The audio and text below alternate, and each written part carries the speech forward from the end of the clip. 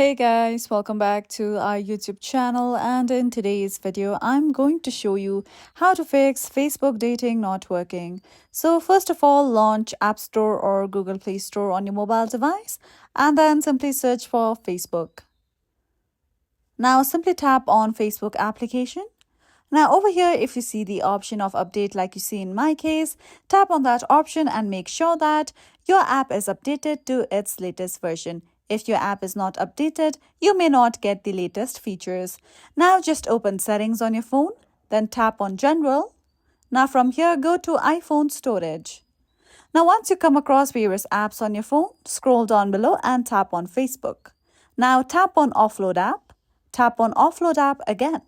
By doing this step, you will be able to clear cache from the app.